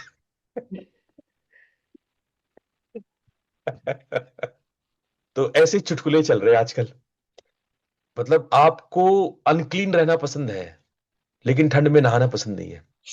अरे आपकी माए, आपके घर वाले तो आपके लिए गर्म पानी कर देते हैं, पर भाई साहब उसके लिए भी तैयार नहीं हो आप। यही है राक्षस प्रवृत्ति, यही समझ लो, यही राक्षस प्रवृत्ति है। आप मेसी रहते हो, घुस के देखो अपने बच्चों का कमरा, और खासकर अगर लड़के हैं, बॉयज हैं, तो एकदम राक्षस ही है वो। घर यहाँ सामान वहां किताबें वहां फेंकी, यहाँ चादर उधर टेढ़ी, उधर वो पूरा तहलका मचा के, जब तक आप डंडा नहीं निकालेंगे तब तक वो पूरा राक्षसी गुण ही आपको दिखेगा। ये लेजी होते हैं, क्रिटिकल होते हैं, इगोसेंट्रिक होते हैं। तो ऐसे लोग को आप राक्षस मानो, पिशाच। अब आता है ये खतरनाक पर्सनालिटी, पिशाच। पिशाच पर्सनालिटी क्या होती है? ये लोग थोड़े लस्टी होते हैं, एकदम कामुक होते हैं, और जेलस होते हैं, जले भुने रहते हैं, सब उसके प्रति जेलस होता है इनका। ग्लूटोनस हैबिट्स होता है बहुत, मतलब ग्रम्पी बिची होते हैं सब, मतलब अब गालियां क्या दूं, इतना ही बोलते, बहुत कमीने होते हैं कमीने होते हैं वो वो प्रेम चोपड़ा का डायलॉग था ना एक, कि क्रिमिनल तो बहुत होते हैं लेकिन जो उन क्रिमिनल में जो कमीनापन है ना, वो कहाँ पाओगे? है ना, बदमाशी तो बहुत लोग कर लेते हैं, लेकिन उन बदमाशियों में जो कमीनापन होता है ना, वो पैथेटिक नेचर होता है, वो जो बिचीनेस होता है, वो जो ग्रुम्पीनेस होता है, ये मीन विकेट लोग होते हैं, ये कावर्ड होते हैं, है ना। कुछ पर्सनालिटी सब पर्सनालिटी कहलाती है। ये बड़े तुरंत रिएक्शन देते हैं, खट से फन उठा लेंगे, एकदम कुछ भी बोलो खट से फन उठा लेंगे। ये ऐसे लोग टेररिस्ट हो जाते हैं। इनके अंदर एंगर, गुस्सा होता है, क्रुएल्टी होती है, ये बहुत जहरीले लोग होते हैं, जहर उगलते हैं, जहां भी निकलेंगे ये आतंकवादी क्रिएट कर देंगे, पूरे सीन को जो है ना वो ऐसा जहर फैला देंगे कि क्या बताया जाए, बोस्टफुल होते हैं। आप इन पर विश्वास ही नहीं कर सकते हो, आप कह दो कि यार तुम मुझे ना उल्टा टंग के भी बोल दोगे ना, तुम्हारे पे तो विश्वास नहीं करेंगे। ये इस प्रकार के लोग होते हैं। तो इनकी जो एक और पर्सनालिटी लो, प्रेत पर्सनालिटी। अरे भाई देख, जैसे शकल है ना वैसे ही मतलब पर्सनालिटी होती है इनकी। ये जो पिशाच प्रेत मैं बता रहा हूं, ये कोई अलग सत्ता नहीं है, ये आपके ही भीतर में है। बस देख लो इसके शकल को। ये है एक्सेसिव डिजायर। तो इतना ज्यादा एक्सेसिव, मुझे ये भी चाहिए साहब, ये भी चाहिए, ये भी चाहिए। अत्यंत लोभी प्रवृत्ति के लोग होते हैं, मतलब सीमाएं पार लोभी, मतलब कहते हैं ना, चाय में मक्खी गिर गया ना, तो मक्खी निकाल के उसको चूस लेते, चाय को तो पीते ही है, वो मक्खी को भी चूस लेते, कि उसमें जो चाय के कुछ कण रह गए होंगे तो चलो वो भी चला जाए भीतर। तो ऐसे लोग मक्खी चूस होते, कंजूस मक्खी चूस, क्लिंगिंग है, चिपक जाएंगे आप पर। कुछ लोग नहीं होते जिसको हम लोग कहते हैं सुसाइडल टेंडेंसी वाले आदमी, मतलब आप, वो सुसाइड नहीं करते, आप करने लगोगे जब वो आ जाते हैं तो वो सुसाइड बम होते हैं। वो आपके आपास आके चिपक जाएंगे, आप अरे भाई कब जाए ये आदमी, कब जाए, प्रभु ये जाए, ये हटे, मैं सांस लूं, सांस नहीं, ब्रीद नहीं आ रही आपको, नहीं आ रहा है। ये ऐसे चिपके हुए चिपकू लोग होते हैं। ये इनमें एक जो फिनिकीनेस होता है, जो हार्श, ये न्यूरोटिज्म, ये कुछ दिमाग से थोड़ा हिला हुआ मामला रहता है इनका। थोड़ा थोड़ा तो प्रॉब्लम रहता है ऐसे लोगों को, दिमाग से हल्के से हिले हुए रहते हैं, कुछ एबनॉर्मलिटी रहती है इनकी। अब ये मस्त पर्सनालिटी होता है शकुनी। ये चालबाज, खतरनाक क्राइम प्लानर होता है, ये क्राइम का प्लानर होता है, क्रिमिनल का बादशाह होता है। ये ऐसे लोग तो निश्चित रूप से क्रिमिनल होते हैं, क्रूएल होते हैं, कनिंग होते हैं, चीटर होते हैं, है ना। इनका दिमाग बहुत बड़ा होता है, बहुत बड़ा सोचते हैं, वैसे होते ब्रिलियंट है, इसमें कोई दो राय नहीं है, लेकिन इनका अटैचमेंट और इनका पैशन इनको क्राइम करने के लिए मजबूर करता है। अब आ जाओ तामसिक पर्सनालिटी पे। तीन प्रकार की पर्सनालिटी तामसिक होती है, पाशव, मत्स्य और वानस्पत्य। अब ये तामसिक पर्सनालिटी में आता है ये पशु पर्सनालिटी। ये इनके एनिमल जैसे ट्रेट होते हैं, है ना। ये एनिमल मूवी आपने देखी है, एक आई थी ना एनिमल मूवी 1-2 साल पहले, आप बस समझ लो उसका जो हीरो है वो पाशव ट्रेडिशी का है। उसका जो हीरो है उसमें सारे ट्रेट्स ऑफ एनिमल्स हैं। उसको खून खराबा पसंद है, उसको मारपीट पसंद है, मुक्केबाजी पसंद है, मुक्के से खा रहा है, मर रहा है, मार रहा है, खून निकल रहा है, उसको अच्छा लग रहा है। हाँ, अगले का खून निकल रहा है, हम भी खूने खून हो रहे हैं, कूट रहे हैं। ये जो पुष्पों वाला जो टेंडेंसी है, पुअर आईक्यू, आईक्यू एकदम तेल लेने गया बिल्कुल, समझो कहीं मतलब कहते हैं दिमाग घुटने में है क्या तुम्हारा।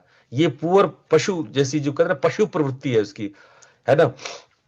ये एग्रेसिव लोग होते हैं, ये वाइल्ड होते हैं, केयरलेस होते हैं, लेकिन इनकी इंस्टिंक्ट्स बड़े स्ट्रांग होते हैं। आहार निद्रा भय मैथुन के लिए पागल होते हैं, यूलेबल होते हैं, ठीक है।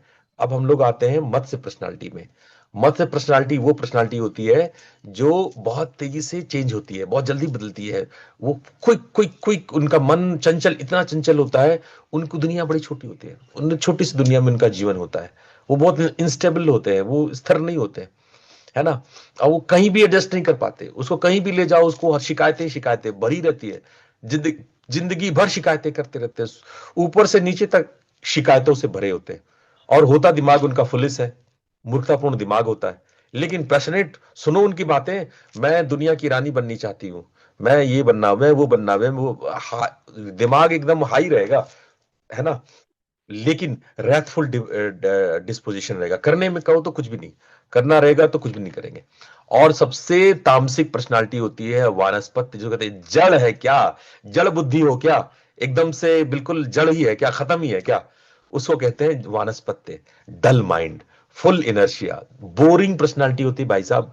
ऐसे जड़ बुद्धि आदमी के साथ बैठो ना, तो आप भी लगेगा कि कुर्सी टेबल बन गए हम, एकदम जड़ हो जाओगे। ऐसे लोग पेसिमिस्ट होते हैं, है ना, अलूफनेस को पसंद करते हैं। ठीक है, ये इस प्रकार की पर्सनालिटी हमारी 16 टाइप की पर्सनालिटी हमने आपको बताया कि ये हमारे 16 तरह की पर्सनालिटी। सात्विक ये 7 पर्सनालिटी, राजसिक ये 6 पर्सनालिटी, और तामसिक ये 3 पर्सनालिटी। तो कितने हो गए टोटल?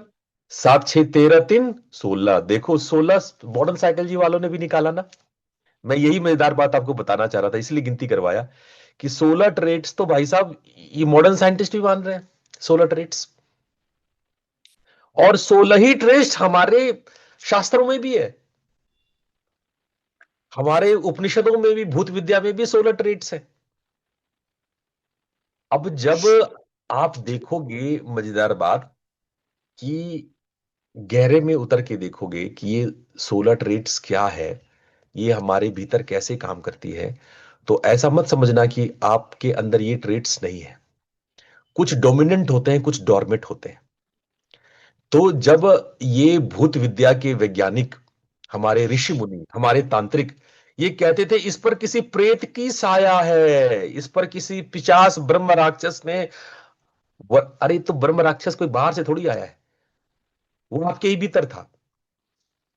आपके भीतर ही प्रेत था, राक्षस था, असुर था। आपके भीतर ही प्रेत था, शकुनी था, सर्प था, वानस्पत्य था, पशु था।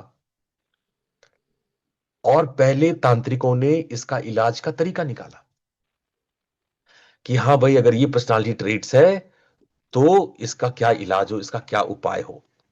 तो उसका उपाय निकाला गया, उसके अलग अलग तरीके निकाले गए, है कि नहीं, इन पर्सनालिटीज से दूर करने के लिए।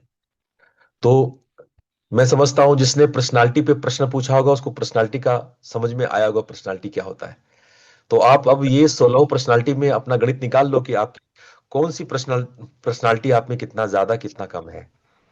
और ये सब से आपका सूक्ष्म शरीर, आपका मनोमय कोश बना है। तो आज इतना ही, आप सब लोग को प्रणाम। प्रणाम गुरु प्रणाम जी, धन्यवाद। प्रणाम गुरुजी, धन्यवाद। प्रणाम गुरुजी, धन्यवाद। प्रणाम गुरुजी। प्रणाम गुरुजी। प्रणाम गुरुजी। प्रणाम गुरुजी।